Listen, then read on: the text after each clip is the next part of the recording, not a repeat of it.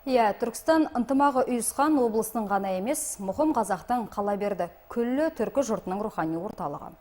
Қазақстан халқы үшін тағдыр шешті игі бастаманы тұтас ел қолдап қуаттайды. Қуанарлығы сол, күні кеше болып өткен Түркі кеңесінің саммитінде президент түркі тілдес мемлекеттердің басшыларын Түркістанның құрылысына атсалысуға шақырды. Ежелгі дәуірден тамыр тартатын Түркістан қаласы жаңа облыстың мәртебесін алды. Осылайша түбі бір түркі халықтары үшін қастерлі атау өзінің тұғырына қайта қонды. Бұл біздің тұтастығымызды нығайтып, бірлігімізді бекемдей түсетін тарихи уақиға. Қазір облыс орталығының құрылысына біз кірістік. Егер де әр еліміздің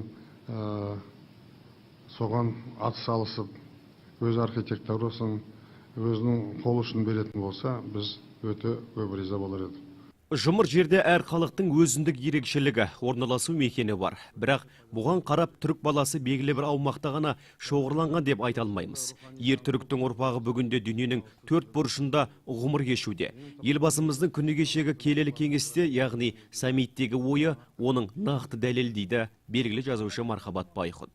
Күні кеше өткен мына Қырғызстандағы Шолпан ата шаһарындағы түркі тілдес мемлекеттер 6-шы саммитында да түркі дүниесін, Түркістанды бірге биіктетейік, бірлесе көтерейік, рухымызды жаңғыртайық, рухани жаңғыру бәрімізге ортақ деп мәлімдеді. Керемет сөздер айтты.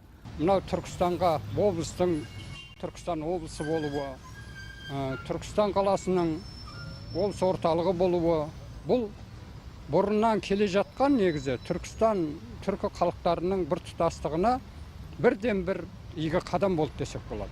Шолпан атада да Қырғызстанда бұл мәселені тағы да айтып өтті. Түркістан ел бірлігінің орталығы болу керектігін.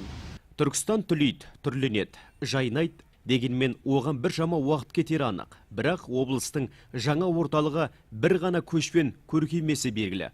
Оған әрбіріміз ат салысуымыз керек. Түркі әлемін, түркі дүниесінің мәдени рухани орталық етуге, түркі дүниесі менен Түркістан мұраттарын бірлесе, жұмылып, бірлік пен ынтымақты көздің қарашығындай сақтап, биіктетуге тырысуымыз керек. Елбасының мұраттары, мақсаттары, алға қойып отырған бағдарлары осындай. Жансейіт Қансейітұлының да әзір тынымсыз екі ортада шапқылап, үлкен тірлікте тындырып жүргенді, соның бәрі мына жұртшылықтың жұмылып атқаны да, соның қамы, сол мақсаттың, сол мұраттың жолындағы ұмтылыс, құлшыныс. Елбасының мәжілісте айтқан сөзінде байқағаным Түркістанды көркейтуіміз керек, жетілдіруіміз керек деп жатыр. Әрине, бұл тек қана керемет құрылыс салып, немесе керемет ғимараттар салып, құрылысшылардың ғана қосатын үлес емес. Меніңше, кез келген тек әкімдердің, немесе сол жаңағы үкімет басшыларының үлес емес, бұл қарапайым әрбір қазақтың, әрбір саланың азаматының үлес қосу міндетті деп ойлаймын.